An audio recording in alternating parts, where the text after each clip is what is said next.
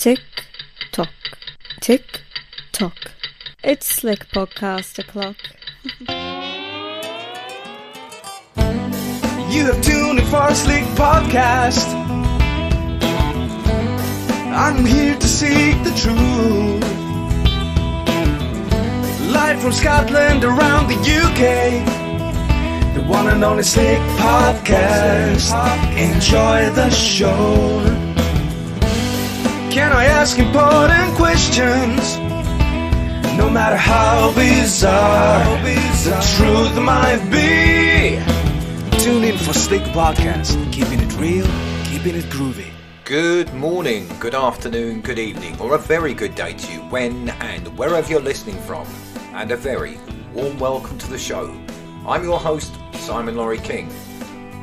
Coming up on today's show, it's a real treat to have as my guest Cynthia Sue Larson.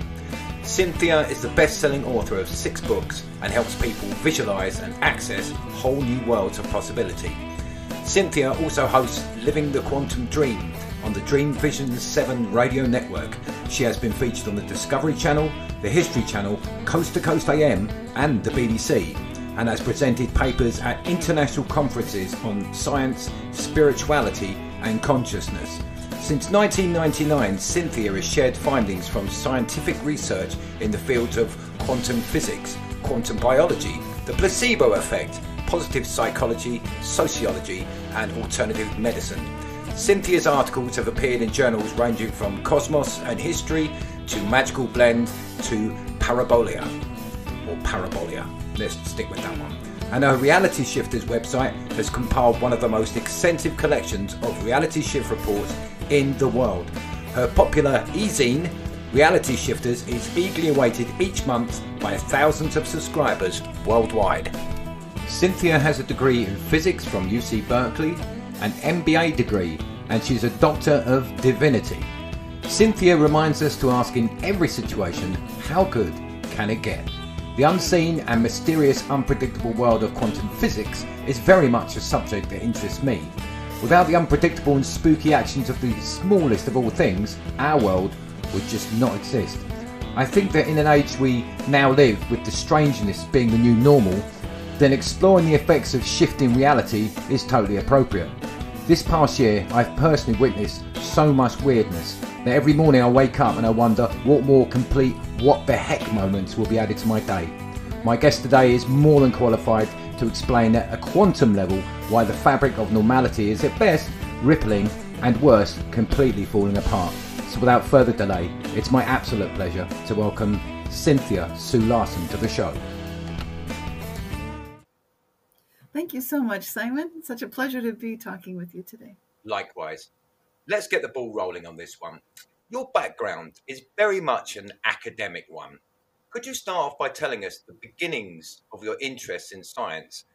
And was this the catalyst for your interests or observations in reality shifts, or was it earlier? Well, I've loved nature all my life, and I consider just observing nature to be part of my fascination with reality. That combined with my father's interest in science, I think propelled me. So it was really my family. My mother was a gardener, and so I'd spend much of my time when the weather was nice, and it often is in California. I'd be out in the garden with my mother before I went to school, even when I was quite young. So even from a very early age, I just completely adored nature. I was impressed with the importance of science, thanks to my father talking about it all the time. So I think I was steered, if you will, in that direction of taking a look at science. And then my personal interest had to do with the true nature of reality, because I would observe things that I started to realize other people were not necessarily witnessing or feeling or sensing for some reason. And you have a degree in physics.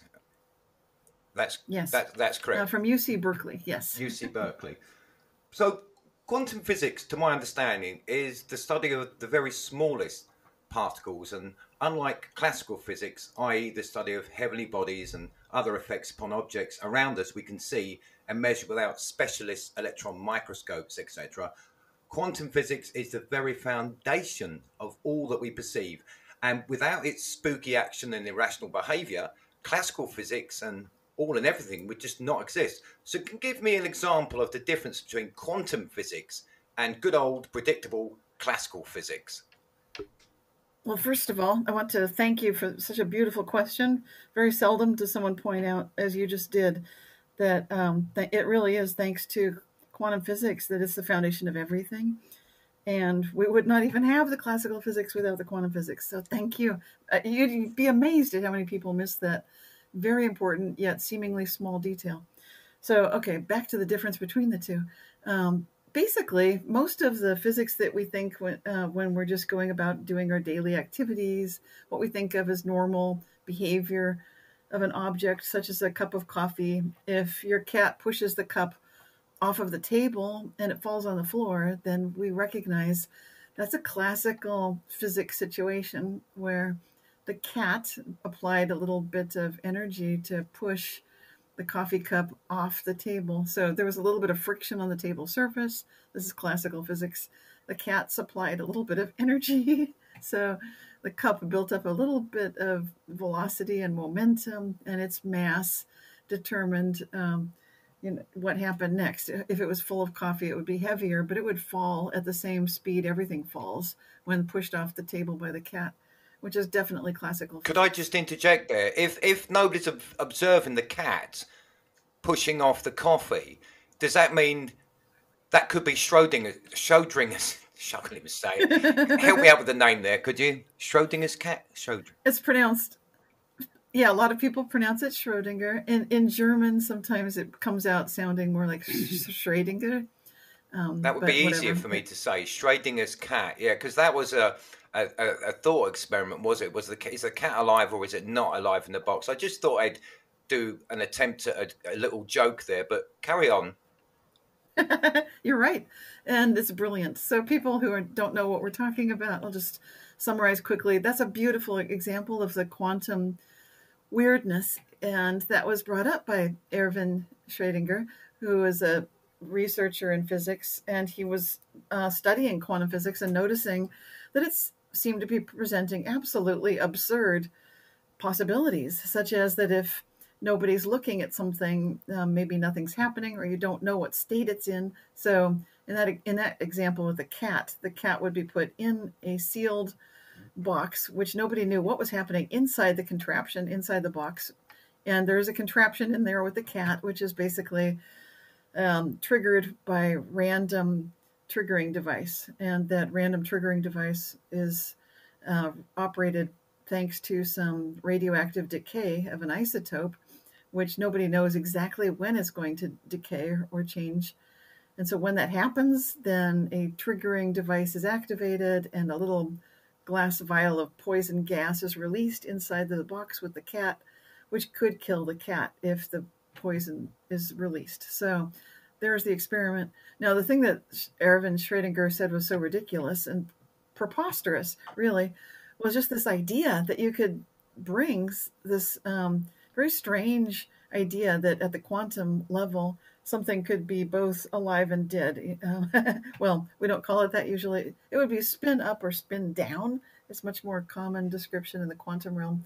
And so its state, its wave function state would be one or the other. But there's also in the quantum physics world, this superposition of states, this concept, this idea that you can actually literally be in this sort of smeared all over all possibility state of being. And that's what's crazy, because if you apply that then to the cat, now we've entangled this quantum operating device, that release of the poison gas, with the cat in the box. So that now means if that random situation occurs and the radioactive decay happens, the trigger is triggered, the glass is broken, poison released, and the cat dies. But at the same time, because it's a quantum system, we also know at the same time the radioactive material has not decayed, and that means it has not triggered the device. So that would mean the cat is alive. Therefore, we have this ridiculous situation. This is what Erwin was proposing: is look at how ridiculous this is. What we're saying is that the cat is both alive and dead when we look at the quantum realm and bring the classical realm right in there. because obviously the founding fathers of physics understood at the core, just like you understand, quantum physics is the foundational reality, and these two need to go together, even though quantum physics often looks a little bit surreal, like this idea that something could be up and down or smeared over all possibility, or the cat alive and dead at the same time. Yes, everything needs a foundation. If we have a building analogy, without a foundation, we just have a pile of rubble. Lots of good intent, but a pile of rubble nonetheless. So, quantum physics, my understanding. So, before we get into the double slit experiment, now I've heard you explain that time and time again. I really like your explanation. Obviously, you're a physicist, but you might roll your eyes and think, "Oh, not really again." But I'm just going to put one out there. So, my understanding of the unpredictable or the spooky action, just for an example, say a particle would appear to be in the same place simultaneously. Different places simultaneously. I've been thinking about this. Now, you're going to have to correct me if that's an actual thing. The same particle being in different places simultaneously at the same time. So I thought there's only 4 conclusions here. One, it's either 2 particles, not a different particle. It's not a single one, it's 2. Number 2, it's moving so fast you can't actually see it. So it's like a playing card on the spokes of a bicycle. Number 3, misobservation. Or number 4, that's quantum physics for you. I think I missed the first one. These are very amusing. I love your, you're cracking me up. Especially number 4. That's quantum physics for you. Well, it just seems that way because could we go on to the double slit experiment, because that really is an enigma. Probably I'm underselling it here. Yes. Okay, that is this double slit experiment that you're speaking of has, I think it's unanimously been described and received the international recognition, rightly so, for being the most elegant experiment in all of science. That's across all of the sciences, and it's pretty much widely regarded as such. And the reason being that very seldom do you come up with one simple experiment that has so little complexity to it, yet the outcome of this simple apparatus and just retooling the experiment a few different ways can present all kinds of additional information, which has implications for basically every single field of science. So that's by way of introduction. And then what is it exactly? Okay, the double slit experiment was proposed quite a long time ago, like hundreds of years ago.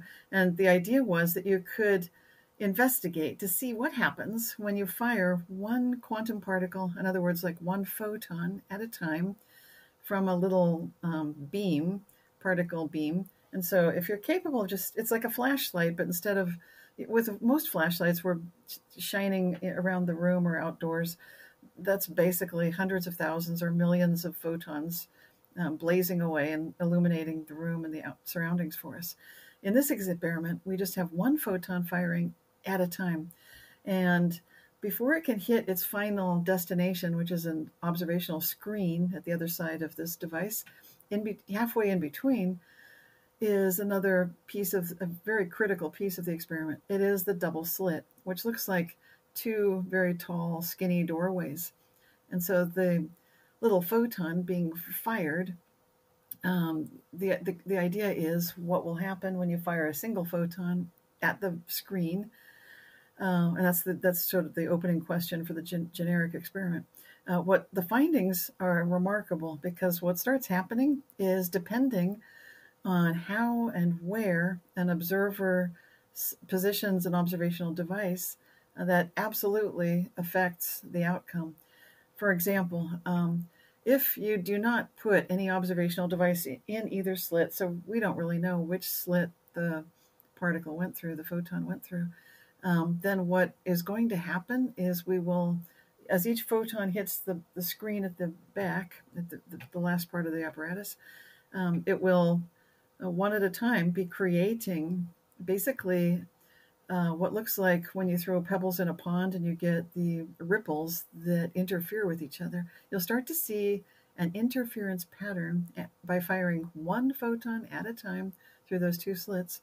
And it looks as if every time you're firing a photon, it's interfering with itself, which means that apparently when you're firing just one photon at a time and you don't have the observational measurements device in either of the slits, then it looks like the photon is traveling in a wave function smeared over all possible probabilities manner. So it's traveling like a wave, it's traveling not like a particle. And this brings up this interesting particle wave duality.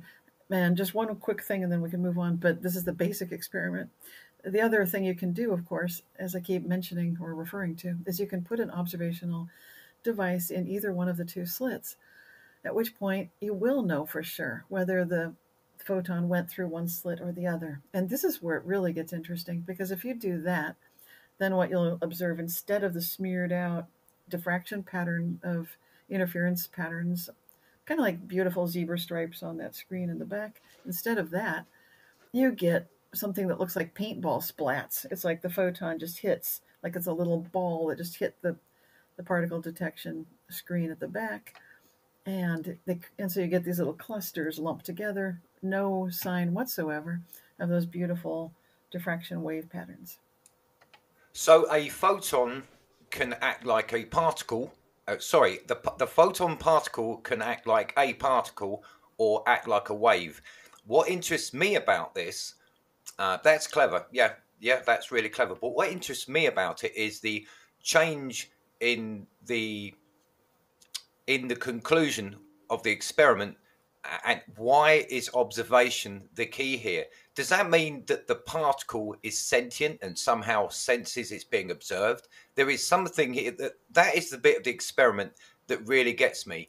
Why is there a change in that photon from it being a particle to acting like a wave when being observed? Is it doesn't make, well, that's quantum physics for you. It doesn't make sense, but it's the observation part of it that actually changes from a particle to a wave. So have you any clue what would allow it almost to understand it's being observed, or do you see where I'm going with this? Yes. That's probably the $64,000 question here. Exactly. Well, we are talking about sorry to interrupt. Go ahead. Well, it's almost like it's almost like it's sentient. It has a feeling of being watched, like we're walking down a path in a forest and we've got that feeling that we're being watched. We can't see any, so we act differently. We're tense. We keep looking behind us. Maybe a really, really bad analogy here, but that really interests me. Why would it change? Why would the results of the experiment change? Because it's being, how does it, or what is it? Because there's no electricity. There's not like, I mean, we're receiving light in our irises. We're not, as far as I know, giving anything out. So it's not picking up anything that's changing it physically, but on the actual act of observation, it's changing from a particle or acting from a particle into a wave. And that is what is really interesting about this. It is extremely interesting. And we don't really have the answer to that question. That's where all these different quantum interpretations come into being, each one presenting their own unique solution to this fascinating puzzle to describe not just this one singular outcome from this double slit experiment, but lots of other strange behavior of quantum physics, such as spooky action at a distance is one thing that Albert Einstein referred to, where it seems like not only are these quantum particles aware when we're watching, it's like, how do they know? How do they have consciousness when it's just a tiniest little building block of matter? It's just a singular photon. How can it know? So it seems like consciousness, a lot of the founding fathers of quantum physics, including Max Planck, who coined the word quantum to begin with, he felt that consciousness is fundamental. You cannot get behind consciousness. And that was his go-to on what is going on here. But the various interpretations take a stab at it, try to make it palatable. So far, none of them have been universally accepted, but there are quite a few top runner quantum interpretations, if you will, such as the holographic one. and so forth, Copenhagen interpretation, and the many worlds interpretation. These are three of my personal favorites. Let's dive straight into reality shifts. What are they? Yes, that's another $64 million question. Basically, for those of us who have noticed at times that you're in a hurry, you're feeling flustered, it seems like it happens a lot at these times, feeling ungrounded, a little bit rattled, and you need to go. You're trying to just gather your coat, your keys, your phone, your wallet, these basic objects, and one of them goes missing right in that moment when this should not happen at all. And it's most vexing, of course, when you know for sure that you had your keys, for example, right here in this dish that you always keep them in by the door, and now they're gone. And it makes no sense because there's nobody in the house and there's nowhere they could have gone.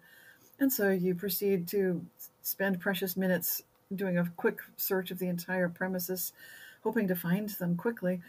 And then sometimes you come right back to that front door dish and there they are. And there's nobody else in the house that could have put them there. It's as if they went missing and then decided, well, I've caused enough trouble, here you go. So that would be a classic garden variety reality shift. But essentially, it's any time that we observe things appearing, disappearing, transforming, transporting, or some very bizarre observation of the way events are occurring in time. And that's how I've been defining it now for more than 20 years. And it's been happening to you since you were a child. In your book, you state that you, as a child anyway, I don't know if this was because of preconceptions.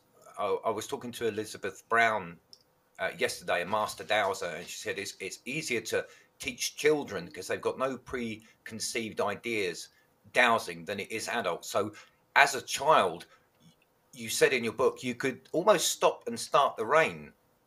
Is that the same sort of thing because of the innocence? You just realise, well, I can do it, and then in the book you go on to say, I went to show my mother, then I couldn't do it again. Yes, in the book I mentioned this concept of how our beliefs can get in the way, and like you said, children have this naivete, this beginner's mind, which is optimal, as you said, for learning things. Absolutely, because then we don't have the preconceptions, we don't have any pre-existing belief that blocks us from experiencing something that we might otherwise definitely encounter.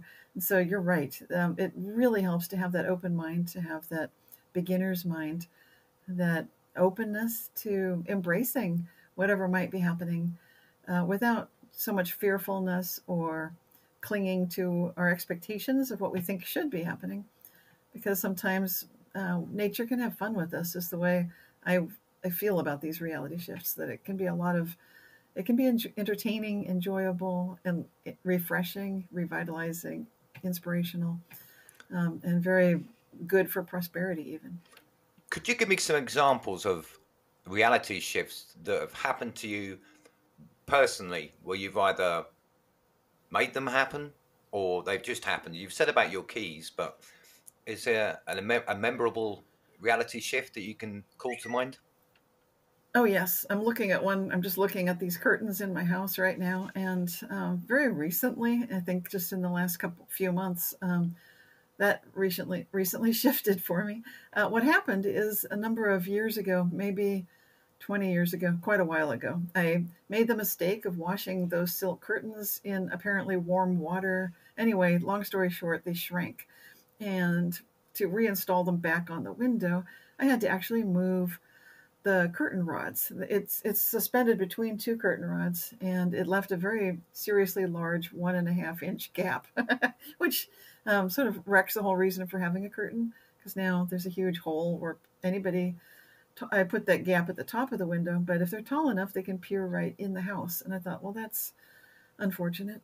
Anyway, I didn't think much about it until couple of months ago. I kept looking at that curtain and sort of being annoyed by it, and my husband was looking at it feeling annoyed also, and I think he was commenting like, gosh, we should really get a new curtain for that, it's just ridiculous. Anyway, long story short, one day I woke up and I walked into the room and looked at the curtain, and I was disappointed because I saw now it's drooping. Now look at that, it doesn't fit the window at all, and it looks like balloon pants down, just sort of looping around all it's overextending by, gosh, a whole inch and a half, almost 2 inches. And then finally my light bulb went off. Like, oh my goodness, this curtain it's like it's growing overnight. And I had washed it about the week previous, but it was completely dry. There's no reason for it to suddenly be back to its original stature, which it never had been in all the annual washings since the disaster occurred some decades earlier. So that's fascinating. And in your book, you've mentioned that you've been at conferences and people's names and speakers. So people's names have suddenly disappeared from the list of Yes. itinerary, and the speakers are no longer there. Nobody's heard of them. No, they're not here. Absolutely. Yeah, that was amazing. You're thinking now, you're describing the incident that happened on, I think, Monkey Island. I was there for a conference about, it was about, simulation of computer environments and so forth. And there was an architect that I saw on the program. And I was so excited because this was kind of a little rinky-dink conference. I mean, it's a nice venue, definitely, but it wasn't like attended by anybody of great stature, or so I thought, except for there was someone there from an architectural firm I had heard of in London. I don't know how to pronounce it, but it was OVE and then ARUP, Ove Arup. And I still remember that to this day. Offhand, I don't remember the name of the gentleman that I saw on the program, but I know for sure he was there. And we were just taking a coffee break or maybe a lunch break, something like that. At any rate, people stood up, walked away from the tables, and left the room for a little bit. And I got up and stretched, and I suddenly noticed, what time will he be speaking? I'd love to make sure I don't miss that. So I'm checking my program, and as I look at it, he's not there. He's not on the program. Or I know for sure he had been, because that was such a big deal to me that we actually, someone from that prestigious firm would be there. But nope, he's gone. And then I turned to my husband at the time and asked, do you remember someone from Ove Arup going to be here? And he did too. We both checked our programs again. And then since very few people were in the room, I jumped up. I thought maybe someone's playing a trick on us. Maybe the real programs are elsewhere. I must have seen someone else's program. So I just peered at different programs laying on the tables around, and none of them had anyone from Ove Arup, and then nobody from Ove Arup showed up that day either. But it's amazing to me that why would I have imagined that? And also my husband too. So we both were witnessing this. Something definitely changed for no apparent reason. And you've also seen people that apparently have died, and they yes, yeah, obviously haven't reanimated. But do you want to elaborate on that one? Oh yes, this I think is the first time that phenomenon has been described in a printed book. Would be the book Reality Shifts that we're talking about, and the personality involved is a celebrity. And he was the actor that was on that TV show Dallas and I Dream of Jeannie. So I don't know if you have. Is he Larry Hagman? Well known? Larry Hagman. Yes, exactly. Mm-hmm. You know him. Yeah. Good. Not personally, personally, but maybe he'll come on the show. We'll be pals. I'd love it if he was alive again. But has he died? Has he died again? Isn't he? Yes, he has. Yes, he has. How inconsiderate. Carry on. Sorry. Right. Okay, so what I observed in the 1980s was that I had seen that he had some health problems, certainly, but I had then it came to pass that he died. I witnessed the news. I didn't actually watch him die. I wasn't there. I don't know him personally. I have to say that, of course.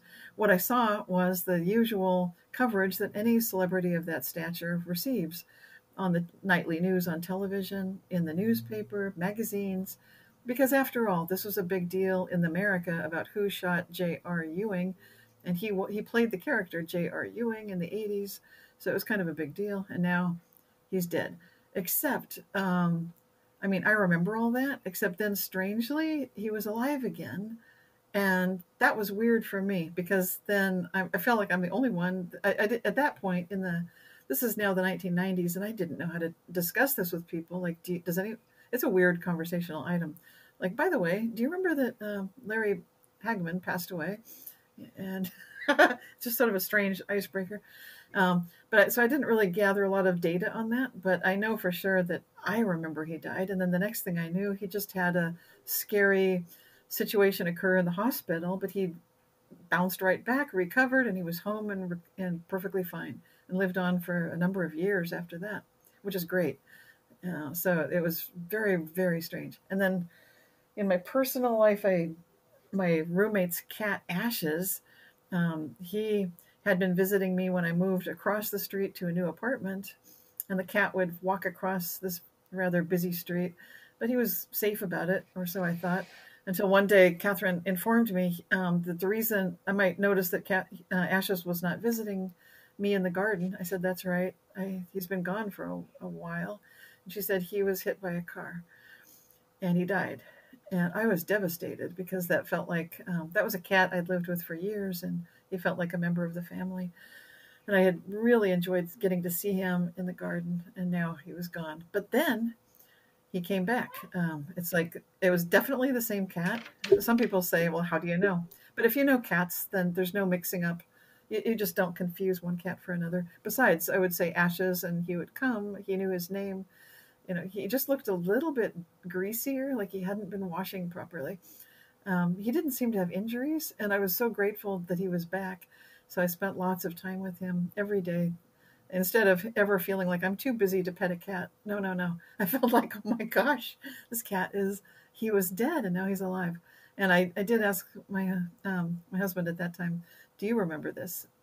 And he sort of vaguely did remember that. But in the early days of studying this phenomenon, there weren't as many people talking about it as we fortunately have right now. Cats are getting a pretty raw deal on the show today, aren't they? Because I thought you were going to say you got put in a box and... Oh,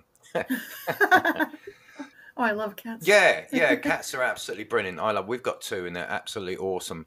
I'd like to think they say the same about their humans, but... you say in your book, Reality Shifts, that the more we closely observe these personal reality changes happening, then the more they become apparent. Is this then the observer, in your opinion, the observer becoming more entangled on a quantum level? Because I don't want to get away from this quantum, because it's so important. So the observer becoming more entangled on a quantum level because of the realization of that observation, of the reality shifts happening. Right. And that's a brilliant point to make. It's very entirely possible that because when you are expecting that reality shifts will happen, then basically you're setting things up that you'll be more likely to see them. As far as whether that's entangling yourself with those possible outcomes, I would say yes, absolutely. So in the form of consciousness, you're pre-selecting future outcomes that would be of the startling variety, the ones... because I've done that myself, just asking the universe and cosmos, please show me the wide, vast array of all the different types of reality shifts. And that was my request to the cosmos before writing the book Reality Shifts. And at that time, I did not know of the brilliant work of Mary Rose Barrington, who had written, she has a book called Just One of Those Things, or JOTT, J-O-T-T. And she's, I just want to put a shout out there because she, I believe, was in charge of some groups for Society for Psychical Research. Although I don't think she studied the physics side of things, I do want to give her credit. So I'm just going to say that. And then, of course, in Australia, we have a professor in Sydney, Australia, who writes about a disappearing object phenomenon. He calls it DOP. Mary Rose Barrington's work goes back to the early 1900s with a large body of various experiences where things did, as I would say, disappear, reappear, appear, disappear, transform, and transport, that kind of thing. She had different names for this, but essentially very similar. She didn't talk about dead people being alive again so much. But going back to your excellent question, sorry, going circular fashion, back to the question. Yes, when we look at this situation of reality shifts and ask, why is it that we can notice more closely that these things are happening, and then we see more of them, and you were then asking, does this imply that the observer is then becoming more entangled on a quantum level? And yes, you're allowing yourself to experience much more of the quantum wave state of reality, which really we don't witness quite so much when we're locking ourselves into a classical belief system. It's back to the double slit experiment. That's what that question was based on. So I'd pretty much say the answer would be yes to that. Definitely, the more we would observe something, or maybe that's something observing us, the more it would probably happen, or you're just noticing it. So the butterfly effect analogy, which most people are aware of, is, to me anyway, nature's causality equation. Probability, circumstance, and the unknown. One might even say the universe or the creator. If this is true, does that mean we can tap into or directly influence this equation to our own purpose? So, in other words, can we steer the reality shifts for our own common good? Did that question make any sense to you? Oh, yes, it makes sense. Absolutely. And this is one of those areas where human pride can get in the way. And so I think there's a caution here. And this is where I bring up my favorite question, which is how good can it get? Really want to emphasize that right here and anytime that people want to start steering things. Because what happens is it's very easy for us humans to think that we have complete grasp of the entire situation. We know exactly what's going to happen. And then, if most people, once you've been around the block and seen things transpire subsequently, we know what happens next. Some unexpected outcome occurs, and this new technology, new device, new contraption, what have you, somehow there was an unforeseen sort of a outcome that occurs. And that is exactly the thing to be aware of. And that's why I totally recommend to steer everything with how good can it get, so that what's about to unfold will be in some way enjoyable, prosperous, healthy, full of love, kindness, compassion, and just every good quality that we recognize. Because it's super important. Otherwise, what can happen? Yes, you can absolutely get a butterfly effect. And I think it's funny you mentioned that example because I think originally the idea was that a butterfly flapping its wings could result in calamitous outcomes elsewhere, that might involve weather patterns changing and crops changing and so forth. And so since we can't see everything that's entangled in complex systems where we've got multiple levels of observers who are causing effects, in other words, there are so many change agents at play that it makes it rather impossible for any one conscious agent, unless they happen to be God, to say with certainty that the outcome they're getting is absolutely the best for all concerned. Usually we humans don't have that level of certainty. So I think we're best advised to be cautious and definitely look out for others. Definitely follow us. I would recommend following a spiritual path and don't do things for short-term easy gain without regard to deeper aspects of what's really going on in every situation. Well, I think the old saying, "Be careful what you wish for," definitely applies here, and also what you mostly have on your mind, you tend to attract. So that might be involuntarily falling into a reality shift, constantly thinking about being penniless or being sick, or I don't know, not being liked by people. It's almost like you're attracting that. Would you agree with that? That would be involuntarily.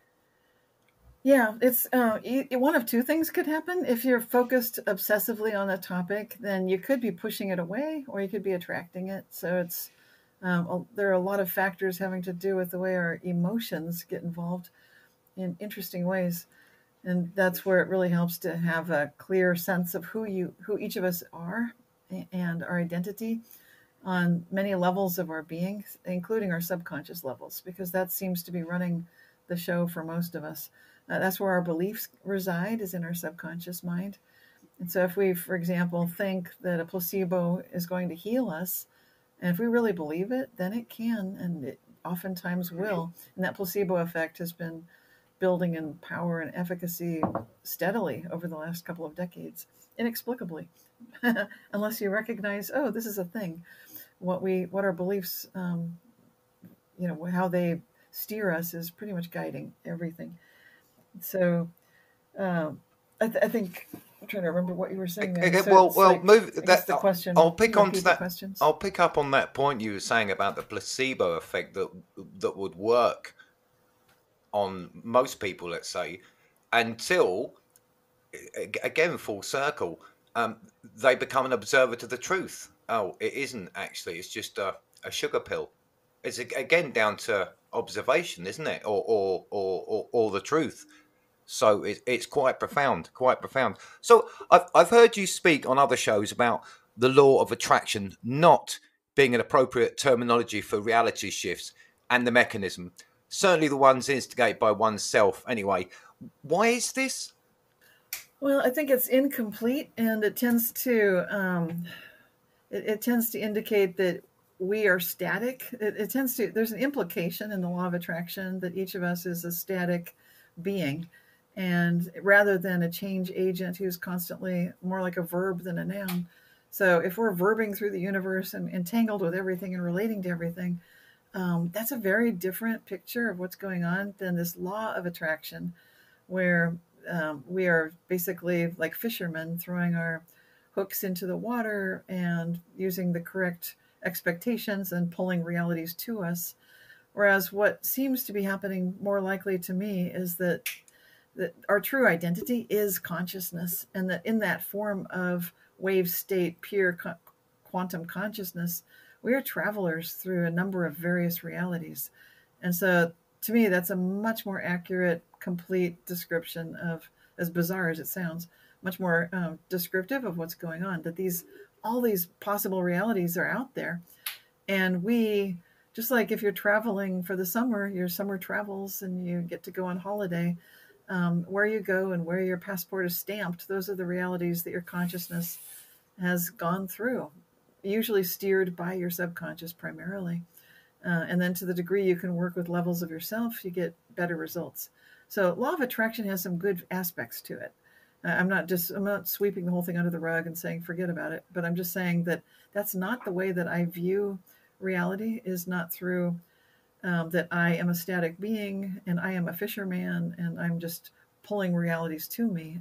Instead, I'm much more of a traveler traveling through, that I am pure energy, I am pure consciousness. And to me, that's the real message of reality shifts. Excellent.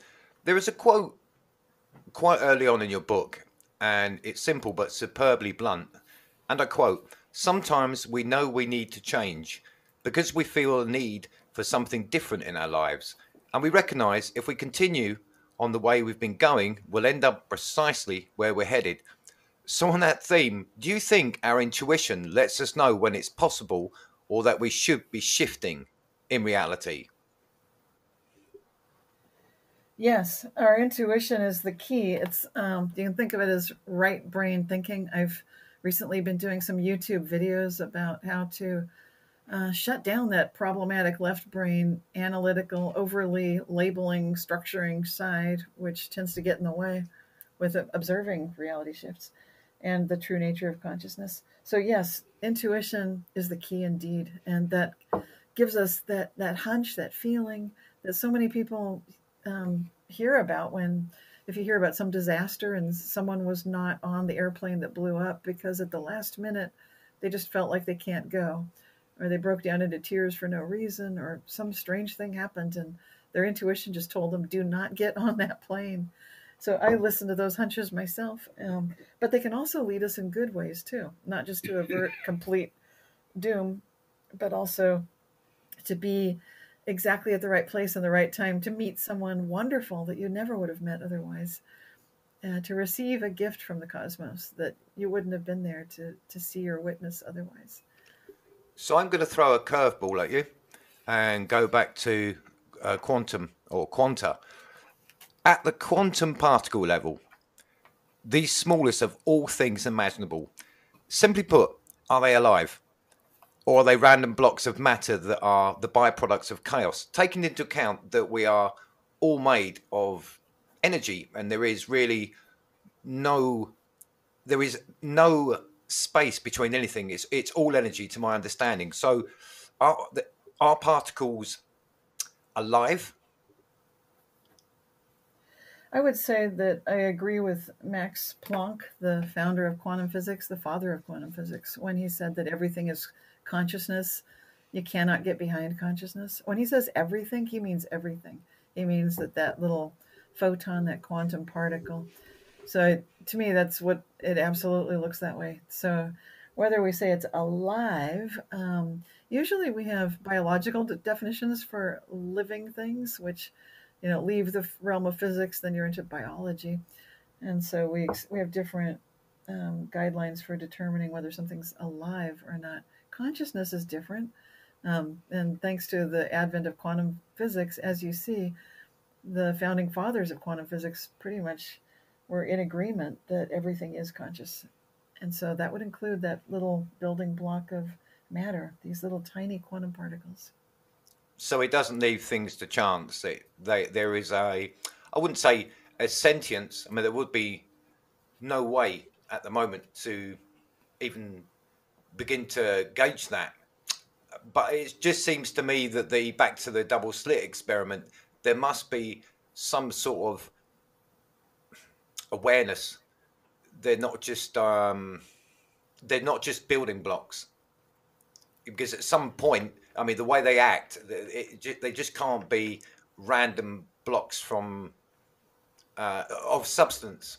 Do you know where I'm kind of coming with this?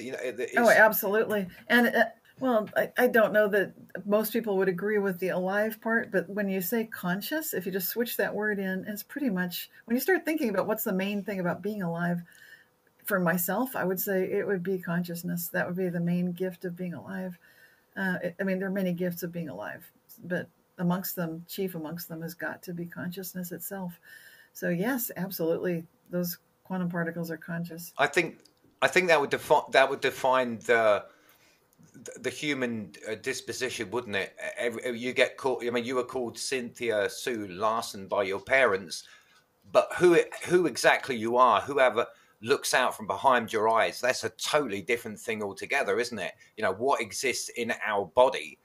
We answer to a name that our parents gave us, but what is it exactly inside that looks out from behind our eyes? That's a whole different. That's the key to life. That's what I would say. So if you say, are they alive? And you say, well, not sure about that, but if they are conscious and that is the key to life, does that count? I'd say it counts quite a bit. Yeah, that's that. Yeah, I think I'll replace that consciousness with alive. Yeah, because what I think alive just donates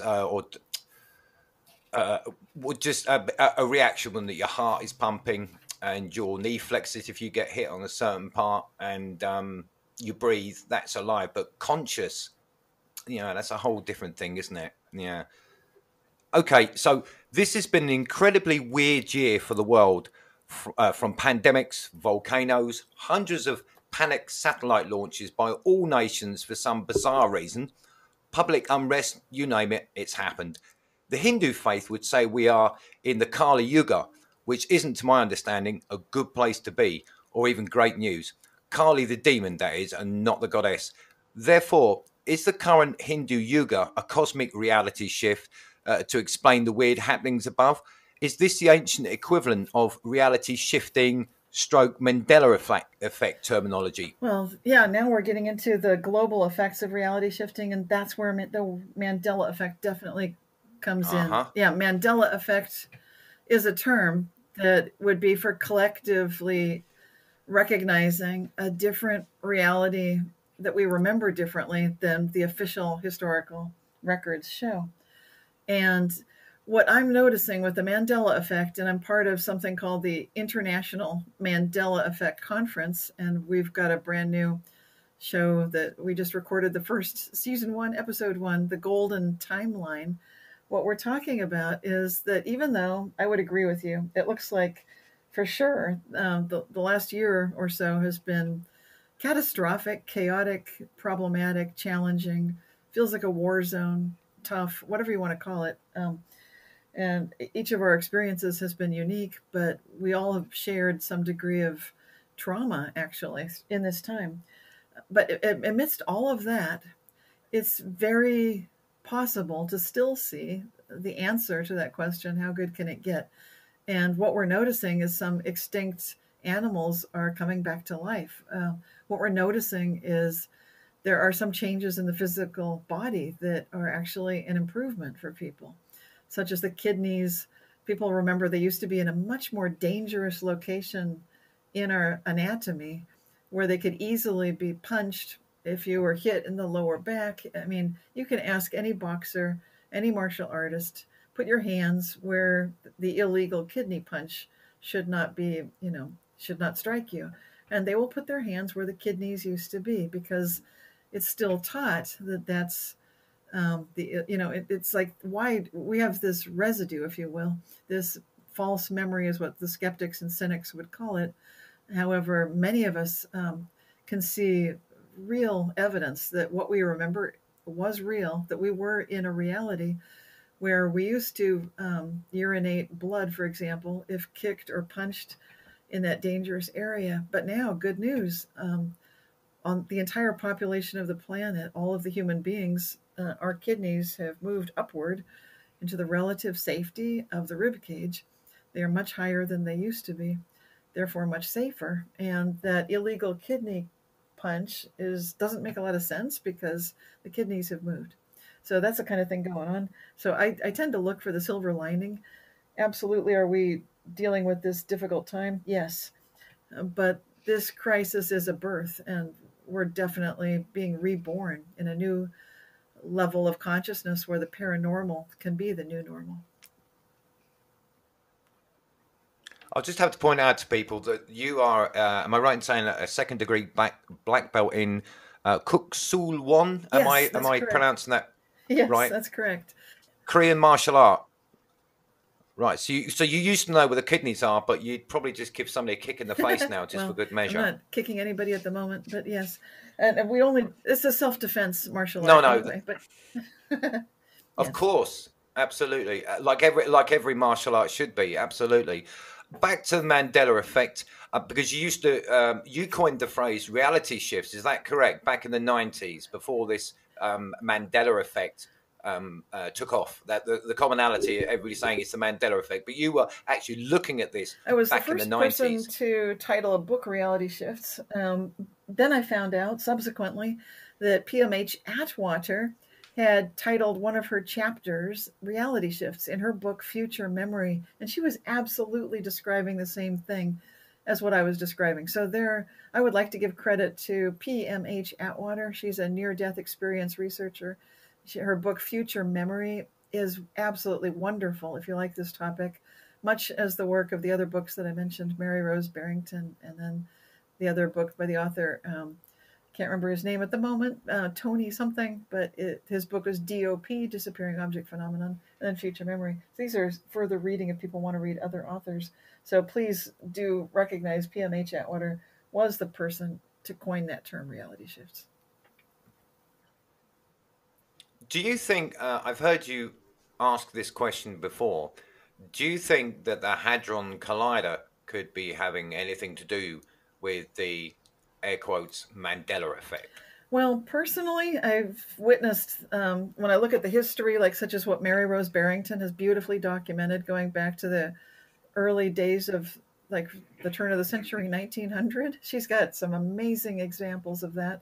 And then I go to indigenous firsthand reports of wisdom keepers around the planet, and also the Tibetan Buddhists. All of them document reality shifts going back hundreds, if not thousands of years, far, far, far beyond any advent of our Large Hadron Collider. Is it possible that it's ramping things up? Well, maybe. But it's just, to me, it's just a player on the stage, and we could unplug it and we'd still have these Mandela effects. We could just destroy it. It would still be happening. It's not going to stop this phenomenon. So, might it be part of it? Perhaps so. But I don't feel that there's any need to shut it down because it's causing changes. These things were happening already. It's only thanks to our internet that we've been able to share information and recognize that, for example, with me and Larry Hagman, back when I noticed Larry Hagman alive again, that was the 1990s, and the internet was not such a big thing. And now it's very easy to go to a number of different websites and share this kind of information and see if anyone else remembers it that way too. Could you give me a couple more examples of the Mandela effect? What's most people can't get their heads around. Obviously, the Nelson Mandela. Some people remember that he died in prison, and most of us don't. We remember him being the president of South Africa. So that's obviously the most profound one. Could you think of a couple more examples that a lot of people would think?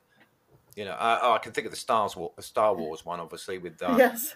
Luke and his Oh my gosh, yes. Darth And Vader. so I love that you didn't say the line. That's a movie dialogue that some of us. I was in the theater. Yes, exactly. Now it says, "No, I am your father," but that's not the way I remember hearing James Earl Jones's booming voice in the movie theater. I remember him very clearly saying, "Luke, I am your father," because it just gave me chills. Even thinking of it, I get chills. That intonation with that voice and that Luke, it's not the same as no. Not at all, not even slightly. So No. yeah, that's a good one. That's a good idea to point out the international ones too. There are quite a few in the movies. If you build it, it used to be they will come. Now apparently it's always been if you build it, he will come. Oh, really? I didn't realize that was the guy that built the the movie's baseball called field, Field of wasn't it? Dreams, and Kevin absolutely, Costner, wasn't what a it? great memory. So if you go to that movie and you think, okay, I remember this, and I certainly remember if you build it, they will come. People even say that in America. It's sort of a phrase, if you're talking about like, well, build a website and then they'll come. If you build it, they will come. But if you don't build it, nobody's going to have anything because it won't be there. Because that is the important one. Because they did come. Now I kind of pride myself. I haven't got a television. We threw that one-eyed monster away years ago, but I do remember that, Phil, and it is because they did come. It wasn't just one guy. They did come. I can remember it. They came out of the long corn. They. I mean, if it was he will come, Kevin Costner would have said, no, I'm just expecting one person, not all of you. Or am I getting this wrong? Oh, it was through the whole movie now. It's just if you build it, he will come, and it's just bizarre. I mean, it seems odd to me personally. And another one was Star Wars. Star Wars. A lot of these movies have several things that people are noticing. I remember C-3PO always was entirely gold, but now apparently he's always had this silver leg, as if he's been chopped up and put back together badly, which is quite odd. And it didn't just happen in a subsequent. I know there's the episode.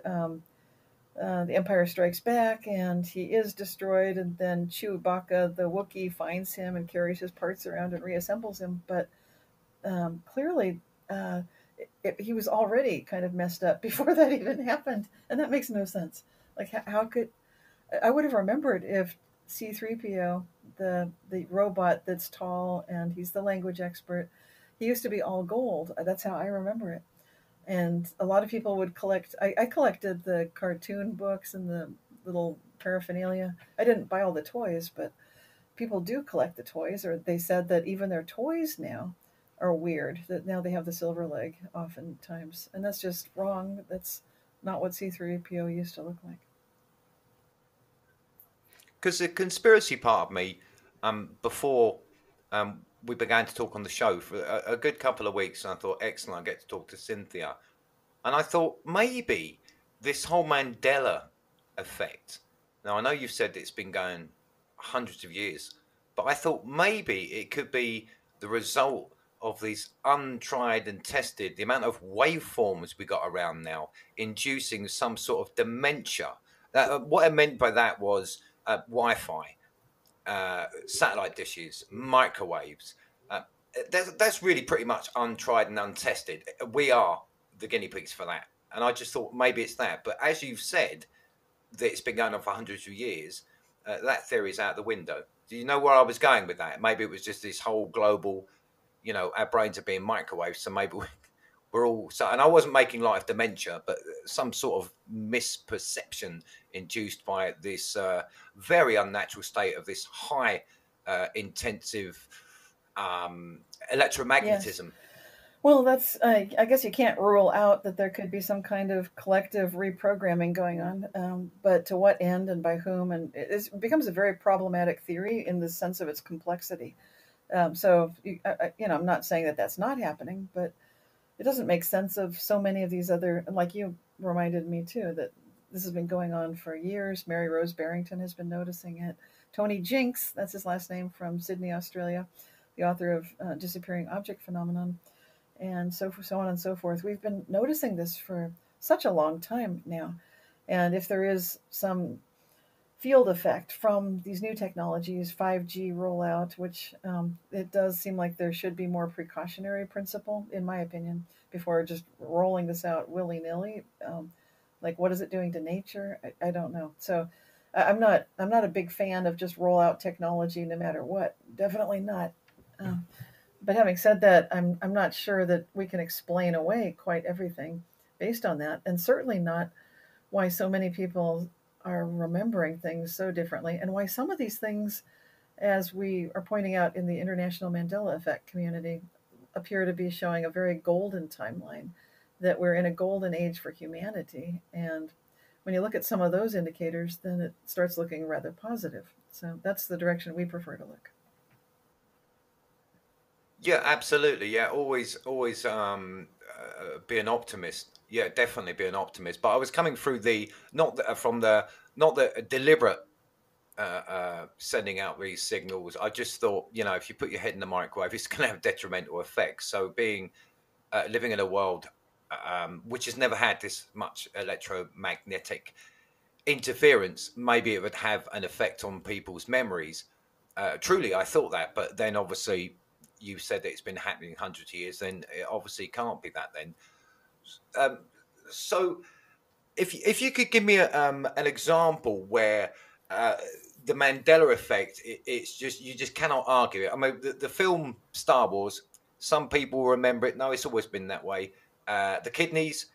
I'm with you on that one. I always thought if you put your hands, both palms on your left and your right, just above your hips, the kidneys were around there, but obviously not, because I actually, before our interview, I googled it and they're not there anymore, or at least they're not there. Could you give me another profound example of the Mandela effect? Just Well, they cannot can be always, argued. you're going to find with these things that because there's no, I mean, there's going to be an argument. There will be skeptics, there will be cynics always. So there's no way to rule, to provide such mind blowing evidence that every critic is, sitting down calmly and acknowledging, yes, this is real. It's not likely going to happen. And of course, that's part of the same quantum observation situation, isn't it? When you've got people who are dead set against something and that's what they're expecting to see. And this is backed up by quantum research recently as well, that the observers, you can actually have two observers at the same place, same time, and get two completely different observational outcomes. And this is research that was conducted in 2019, published in it was around 2019 that they did the research, published it, and it was collaboration between University of Edinburgh and also University of Vienna, Austria. And it's a phenomenal experiment, really. But going back to your question, I just want to point that out because people might think like, well, there's proof. When you get to this quantum realm, it's not quite the kind of proof that we're used to because we're in a different logic state. You're dealing with quantum logic when you're in a quantum situation like the Mandela effect. So that's what I would be expecting to see is what we're actually observing with the Mandela effect. Examples for me personally, some of the ones in America would include, it won't mean much to Europeans, but we had something called Stouffer's stovetop stuffing. Now you notice the alliteration, right? Stouffer's stovetop stuffing. Well, that's how I remembered it. Now there's never been any such thing. That we would have it at our holiday meal for Thanksgiving, which used to be the third Thursday in November. Again, alliteration, Stouffer's stovetop stuffing, third Thursday. Well, both of those have changed for me. Those are big for me here in America. And I've heard from people who absolutely feel the way I do about those two. If you have the avocado called Haas avocado in Europe, it's from California where I live, and it used to be spelled always the way I remember, Haas, but now it's always been Hass, Hass, which is very strange, looks wrong. And like I said, I've been born, raised, and lived decades in California, so it's quite strange for me personally. So those ones are big for me. You're going to find Mandela effects are particular to the individual. So if they watch movies, there could be a movie they've seen thousands of times. Maybe they're a big James Bond fan and they love Moonraker, and they swear that when they saw that movie, Jaws, the villain with all of those very sharp metal teeth, had a bizarre love moment where he's looking at a young girl in pigtails and she smiles back at him, and it's this, they instantly feel love for each other. The way many people remember it, including myself, we remember that sort of made sense in a cheesy way because the young woman had braces, and so she's looking at a mouthful of shiny metal teeth, he's looking at a mouthful of shiny metal teeth, and it's love at first sight. Okay, now that she's never had the braces, the character's name is Dolly, and people who have this movie at home, they have a VHS recording or they purchased it or something. It doesn't matter which version it is. You go and watch Moonraker now, if you remember the movie, go to that scene and there will be no braces on Dolly whatsoever. There never were. So that's a big one for moviegoers. But it really depends on, what your field of interest mostly is. Well, how about one out of a hat, a folk legend, a soldier of the Spanish Empire, Gil Perez, in 1593. I suppose that's quantum jumping.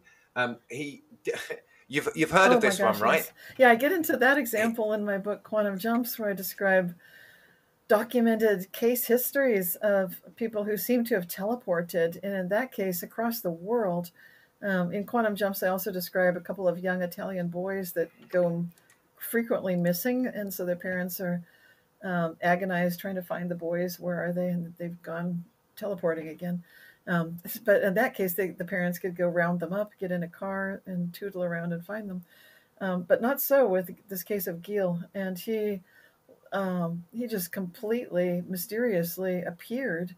Apparently, there were witnesses that said he had been at his station. He was at a military outpost, and then next thing you know, he's hundreds, if not thousands of miles away, just instantly. I don't think he had a good explanation for how he got there. There's no explanation that could really cover how he could have just been one day in one place. And remember the year, this is long before any kind of aircraft. We didn't have anything that would quickly transport him within even a day, that great a distance. He would have had to go by boat. It would have been a slow, torturous process, and there would have been witnesses that saw him. And there's no way he could have traveled so quickly. So that's definitely, it's in the book Quantum Jumps, but it is a kind of a reality shift, a teleportation, if you will, of an individual. And that's actually a very common reality shift, believe it or not. Not to go that many hundreds of miles. That part's not common. What is very common, surprisingly, is people who are teleported right when they're about to be killed by an oncoming vehicle. That particular scenario is extremely common. When I give talks and presentations, that's where I get the most people talking privately, individually, one-on-one with me afterwards, saying, when you talked about that, I just need to tell you I've never told a soul because nobody's going to believe me, but I was about to be hit. I was in my car on the road, and there's an oncoming car. There's nothing I could do to get away from this huge truck coming right at me.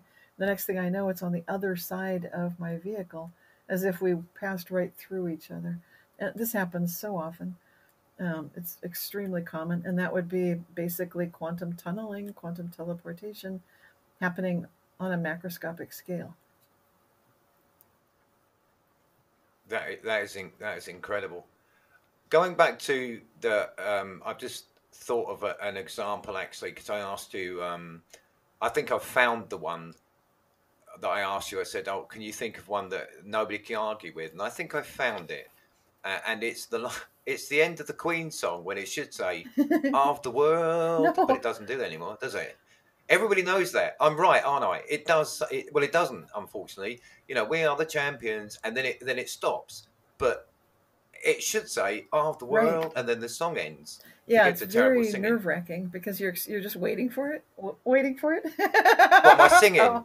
my singing's nerve-wracking. That's so funny.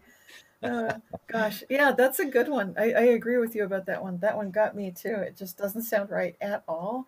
And I think, yeah, and even celebrities No. singing along with James Corden would put in the of the world because it sounds right at the end. It does. It absolutely does. It absolutely does. So, 2012, could that obviously the end of the Mayan calendar, could that have something to do with maybe the acceleration maybe in weirdness?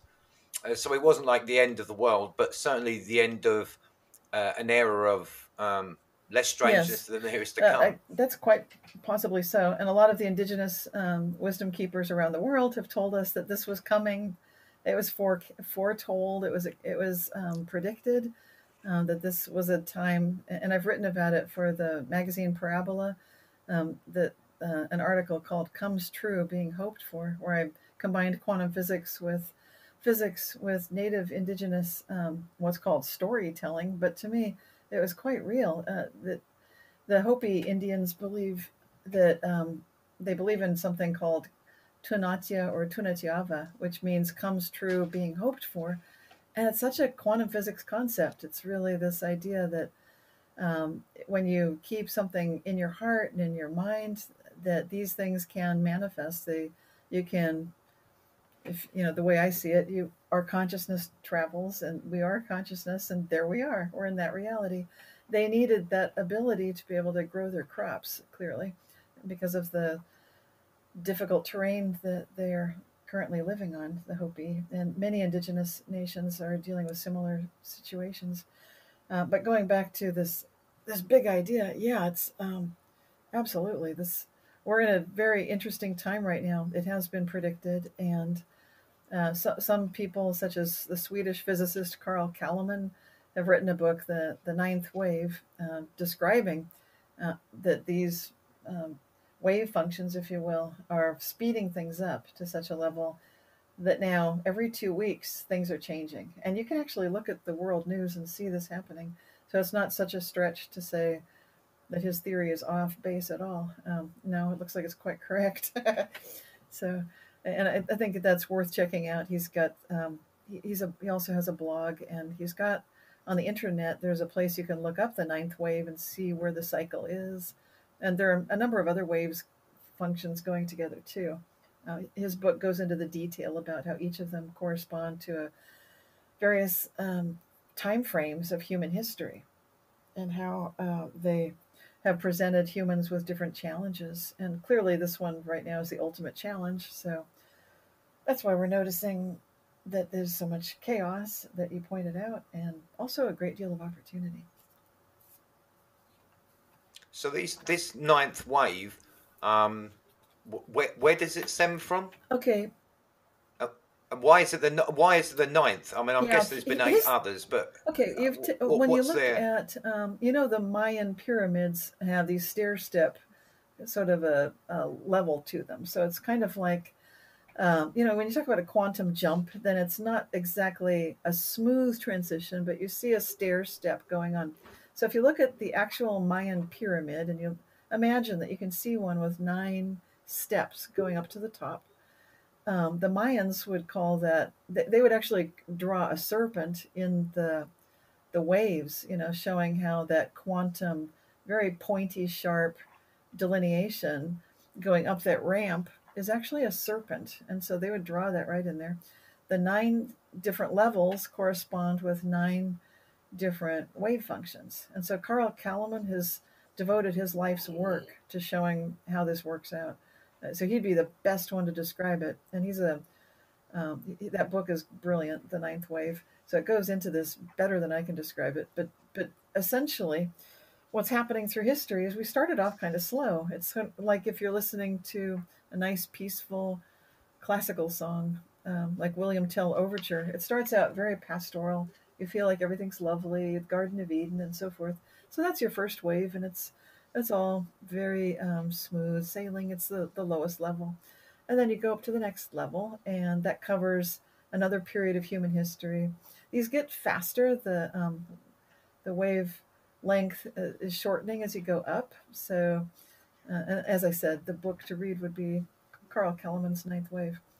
But it's quite extraordinary because as you go up this, then all of the waves are working together. So when you're on the second level, you've got the first wave plus the second wave. At the third step, you're now dealing with 3 of the waves. On the fourth, you've got 4 of the waves. And it's all pretty manageable. It starts really heating up, I think, around the 5th or 6th wave. And then human history is full of wars and excitement and so forth. And then, Carl Kalman does his best to show, various things happening in history and some of the themes that are occurring. And I'm struck by the amazing synchronization between some of these things, like the last 400 years. We've witnessed in the Western world a very strong bias toward left brain thinking, Western science, and using our rational minds. But now we need to go back to intuition. And you can really see this when you're going through this theory of the waves and also how it applies to the Mayan civilization and what's going on right now. Intuition, you could also describe from maybe using the A field, the Akashic records, Yes. knowing something. So if we're talking about these waves, something maybe or just has occurred to me. If we're talking thousands of years, that these waves have got progressively more stronger. Am I right so Yes. far? Okay, so if you that obviously means you've got more and more population, which means you have more and more individual consciousness, which means you have more and more individual realities, both trying to bring into and falling into. So it basically chaos. So the more consciousness, individual consciousness that you have, maybe that amplifies this wave. So if we were to, I'm trying to think how many people are in the world now. Right, is it 65 billion? No. How many people are in the world, Cynthia? I think this is another. It's another Okay, Mandela. let's just say I remember billions it used to then. be 7 billion, and then it jumped, and then I don't know what it is right now. That's been a Mandela effect for me.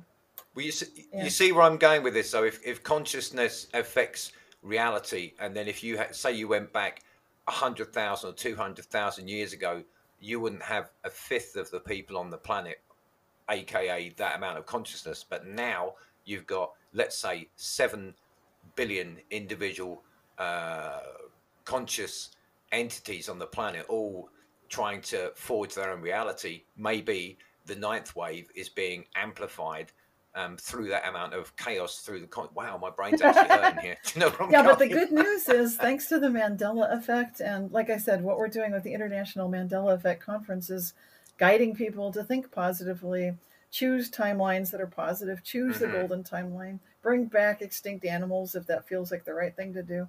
There's so much good that we can do right now. We can work together collaboratively. We can recognize destructive timelines for what they are, and we can pull together in that how good can it get mindset, really with the best interest for all concerned, not some selfish self-interest, but really pulling together in the best possible way. Well, I hope so, because there's the year that's been 2020 up until now 2021. It's been horrendous. So let's just put out for positiveness. Well, that is us at the top of the hour, Cynthia. It's been an absolute pleasure to have you come onto the show, and I appreciate you giving us your time today. I hope you've enjoyed your time here also, and I'd hope you consider maybe coming back sometime. Could you tell my listeners where they can find you and where they can find your books? Yes, the best please? place to find me is my website, which is realityshifters.com. And from there, please sign up for my free monthly newsletter that would contain information about recent and the newest podcast releases, as well as events that I've been talking about, such as with the International Mandela Effect Conference and any workshops I'm doing and talks and so forth. And the Dream Vision 7 radio network is the host and sponsor of my podcast, Living the Quantum Dream. So you can just type in Dream Vision 7 Radio Network. And again, the title of my podcast is Living the Quantum Dream. And if you've subscribed to my newsletter through my website, which is realityshifters.com, then you'll be getting notification when each new episode comes out. But all of the interviews are archived. I do interview scientists. Some of them are the fathers of some of these quantum interpretations we've been talking about, such as physicist John Kramer talking about his transactional interpretation. And I speak with some of the quantum biologists, such as John Joe McFadden and other pioneers in quantum consciousness today. Fantastic. Cynthia Sue Larson, thank you. Thank you, Simon. And that was the Cynthia Sue Larson interview. Although I really enjoyed our conversation today, my brain is hurting with the subject matter. Oh, and yes, I did it again with the mispronouncing of the words Schrodring. I'm not even going to bother. To name but one. At some point I hope to get through a show without mispronounced words. Chink chink, here's to that. My apologies also for blabbing on and on about the act of observation in the double slit experiment, aka my brain ache. This conversation was completely awesome and it kind of blew me away, and I found myself falling down a huge rabbit hole at times. I appreciate the time Cynthia gave us today and also for her patience with my incessant babbling. Dear listeners, I greatly appreciate your time also, and I hope you've enjoyed the show today as much as I have making it. Feel free to leave a comment or like and share and subscribe if you'd be so kind. If you have a story to tell or just want to say hello, then drop me an email. The slkpodcast@gmail.com, but please keep them kind. You can find Cynthia as well as all of her excellent books at realityshifters.com, and don't forget her podcast and radio show dreamvision7radio.com, Living the Quantum Dream. And so my friends, it's time for me to go. Until next time, when I have the pleasure of your company once more, be happy, stay safe. Bye.